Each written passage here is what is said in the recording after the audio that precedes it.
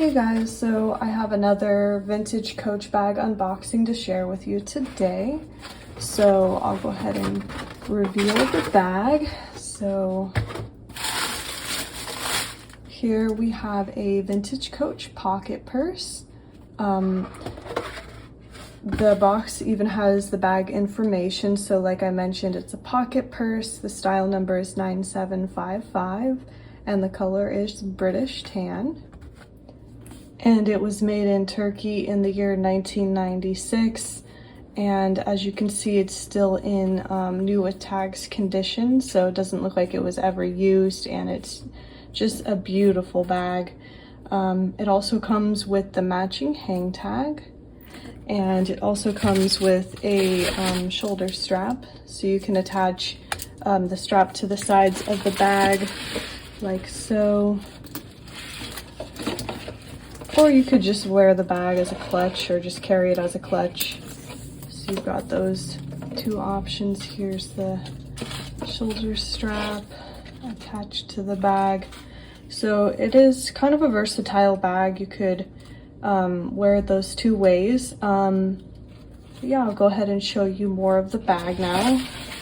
So it also comes with the registration card.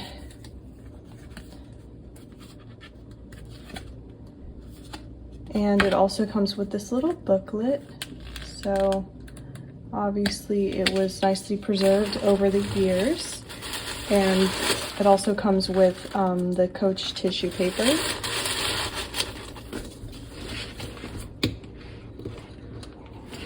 So I'll give you a little tour of the bag now. So here's the front. As you can see, it comes with a turn lock closure.